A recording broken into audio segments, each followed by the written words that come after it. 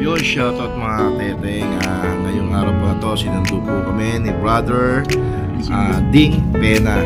At kasama po ang kanyang may bahay na si Sister Ami Pena. Yun, kasama ko po ang ilan sa aking pamilya, anak at ang asawa. Patungo po kami sa CFC Couples for Christ dito po sa Silang, Cavite. Yun o mga teteng, ilang minuto na lang may malapit na po kami sa aming location, Domus Gracia, dito po sa Silang, Cavite. Ito po, binabaybay na po namin yung papasok dito po sa aming venue. Shoutout po kay Ate Grace at kay Kuya Nonong Galindo. Salamat po sa pag-welcome sa aming mga couple.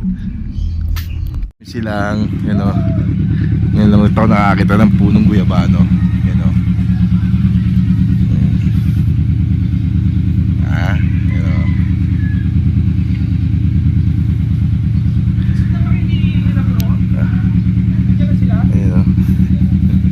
Tabi po.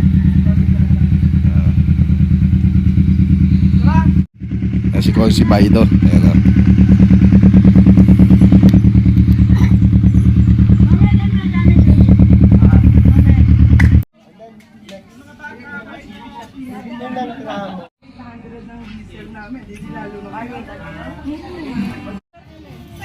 Ano sigaw ng ako, Mars? Ano nakita mo? Oy, dito rin ba? Kapot pa tayo. Kapot pa tayo. Dito kami sa Silang.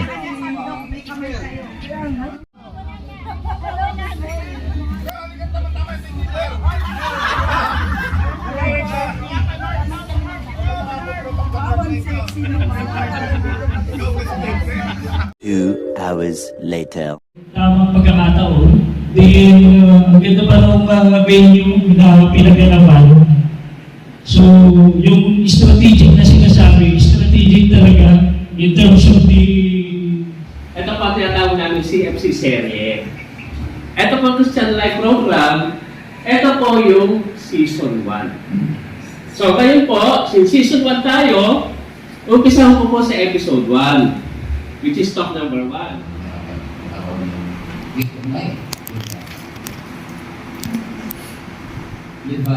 Ako po si Vicky Din, yung brother husband ko po si Brother Dutz, yung kaparehas kami. Kaparehas kami po. Okay. Nag-graduate po kami ng CLP, kagaya din. Kami po ay hindi naniniwala na sa pamahiin as in namatay. Why? Because it's not in the Bible. Alam mo ba kayo sa Bible na may pamahiin? Ang nag-create ng pamahiin ay ang pinapakita. Una pa lang, di pa lang ako nagpapakilala sa inyo. By the way, ang hahanapin ko ngayon, exam talaga. Gusto niyo ba mag-exam ngayon? Na hindi ko pa sinasabi. Gusto niyo po or gusto niyo? Yeah. Ang kailangan lang po natin ngayon is papel at saka ballpen. And Sister Badet, may pa-flash lang kaming video bago ako pero yung Good Samaritano na siyang hindi taga doon, pero siya yung kahit sa isang tao na tumulong doon. Hindi na po kayo sa ating pong Christian Life Program. Tatapos na po itong talk number 4 out of 8 talks. Madali po bang mahalin ang Diyos? meron ka ng tema para makikita yung mga anything. Ito na, okay na. Muli mga brothers and sisters, yun, para makapag-dinner na tayo. Closing prayer na lang muna para doon sa naging activity natin ngayon sa program. So, muli, in the name of the Father, the Son, the Holy Spirit, Amen. Yes. Apat na talk na pinalibig po sa amin sa mga participant. Maraming salamat sa pagpapalang ulit na pagpapaalala ng mga God's love, pagpapaalala at pag-recognize kung sino talaga si Jesus Cristo. At pagpapaalala sa amin na ang buhay, kung gaano kahalaga. Yun din po ang pag-refresh namin kung paano mahalin ng Panginoon sa puso, sa isip, sa kaluluwa, sa aming lakas. Out mga teteng, magandang araw. Si Mrs. Maganda. Ayan, yung aking mga anakis. Ngayong araw po, linggo, pecha 22. Kahapon po, kasama ang mga kapatid natin dito sa CFC, sa Couples for Christ. Nag-aaral po tayo ng salita at turo ng ating Panginoon Diyos. Ngayon po, patungo tayo sa church dito sa Amadeo, Cavite. Shoutout sa mga taga Amadeo, Cavite. Mabuhay po tayong lahat. Magandang araw po sa inyong lahat. At salamat nga pala kay Consial Chris Baido dito sa pag-anyaya sa amin dito sa CFC. Yan. Dito sa Silang, Cavite.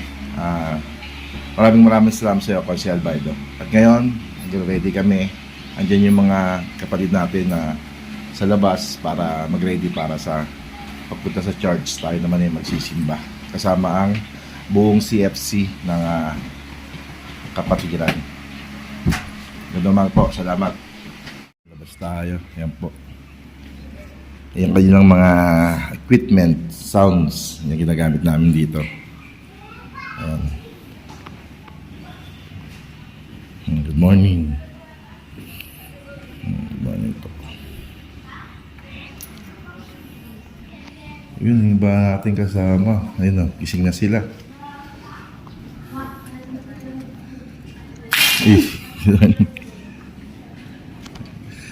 Basa. Yung mga ibang kasama natin na yan.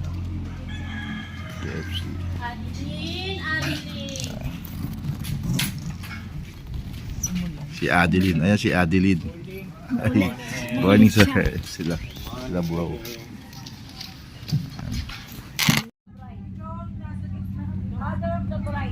Mga teteng, nandito kami ngayon sa Amadeo Church, Mary Magdalene. Ayan o. Kasama lahat ng CFC. Ayan.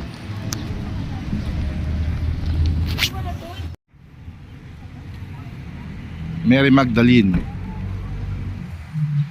Church sa Amadeo, Cavite. Yun. Sir.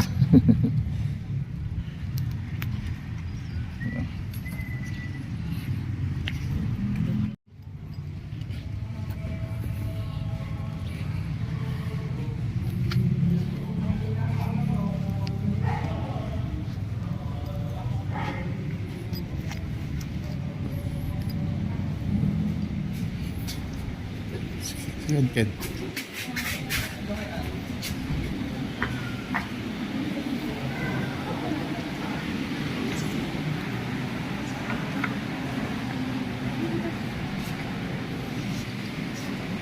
Ibon sa loob. Wow. Thank you. Good morning. Salamat po. Malipat si Kapitán Daddy. Ayun na. Ang Espiritu Santo, ang pagpapala ng Espiritu Santo, ang ibig sama, at ang pagpapalis ng Espiritu Santo, ang sa mga lahat. Thank you rin.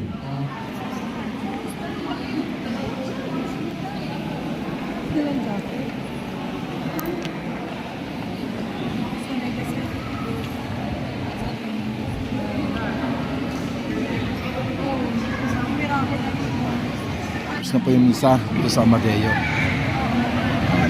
Kasama natin ng CFC.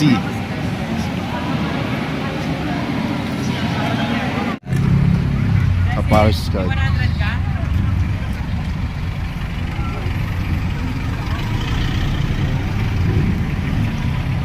Ayan si Chris. Consi. Thank you, Consi. Ganda umaga. Thank you, Consi.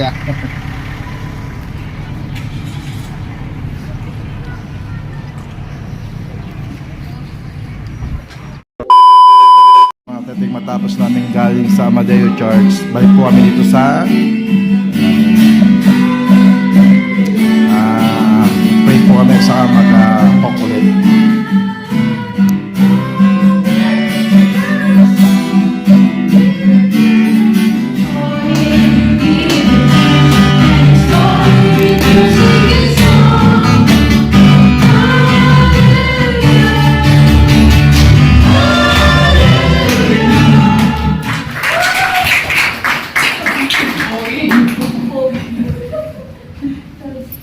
Di ba natatanong to kanina kung pupogi?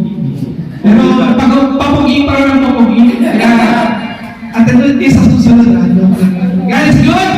All the time! And all the time? God's good. Eh di ba palakasan pa natin dahil napakabuti ng Panginoon. Dito sa CFC, pag sinasabi namin God is good, ang sinasagot ay all the time. Pag sinabi naman all the time, God is good. Sige nga, ulitin natin, God is good? All the time. And all the time? God is good. Sobrang good talaga ng Panginoon. Sabi nga raw, every gising is a blessing. Naniniwala ba kayo doon? Yes! Kanina ba, pag gising nyo, nakita niyo yung mukha ng mga asawa nyo. Sabi nyo ba, every gising is a blessing. Sumpa! Ganon! Biglang naging sumpa. Pero, ayun, sisters, actually, hindi lang naman ako yung tatayo dito sa harapan nyo. Kasama ko rin yung aking asawa at yung aking mga anak. Nabanggit na kanina ni Prof. Alvin na nasa next level na tayo ng training na to or ng program na to.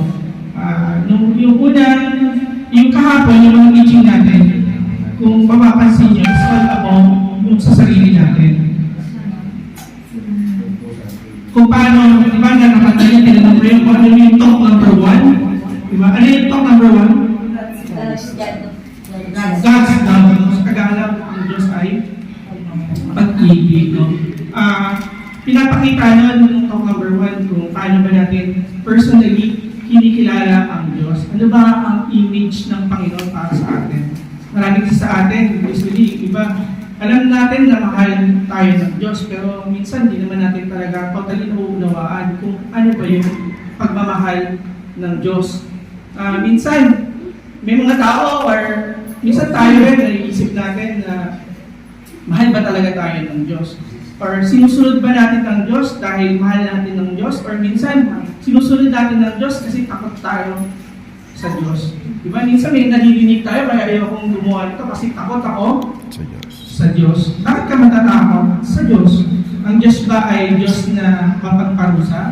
Minsan narinig din natin yan, di ba? Sabi nila, ayokong gawin ito. O kaya minsan kapag may nangyaring hindi magandang trahedya sa'yo, ang sinasabi natin, or ibang mga kilala natin sinasabi, yan, kasi pinaparusahan ka ng Diyos. Narinig nyo ba yan? Pero actually, sa talk number 1, hindi po yun yung image na sinasabi sa atin. Ang Diyos ay hindi Diyos na magagalitin or nagpaparusa. Sa talk number 1, sinasabi sa atin na tayo ay mahal ng Diyos dahil ang Diyos ay pag-ibig. Hindi po KJ ang Diyos. Hindi po siya killjoy. Ang gusto ng Diyos, lahat ng mga anak niya maging masaya.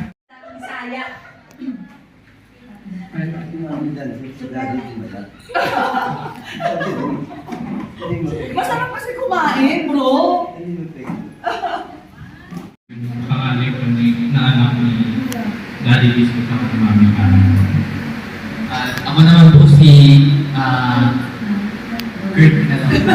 Si Kurt. Ako po yung middle child sa amin po. I am Alex. I am the youngest child of mommy and daddy.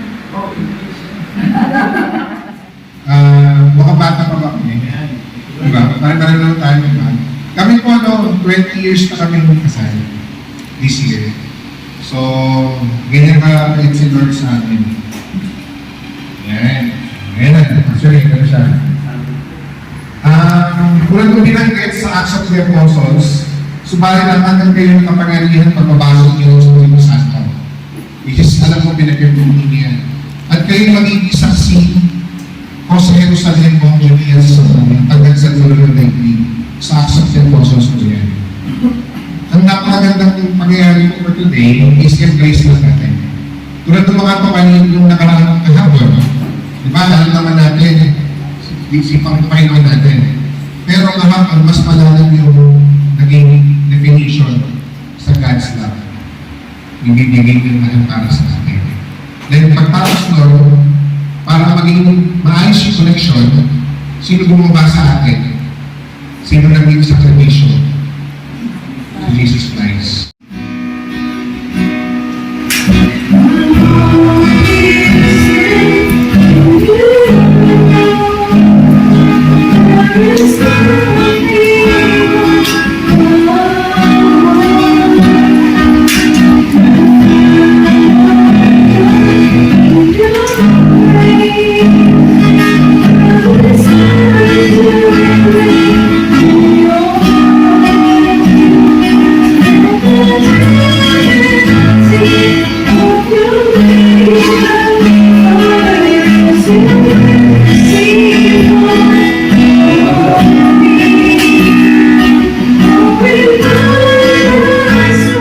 Pangalawang araw namin sa CFC.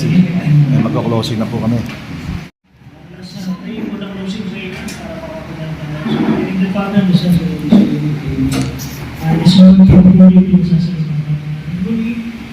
Sa dalawang araw ng Lord,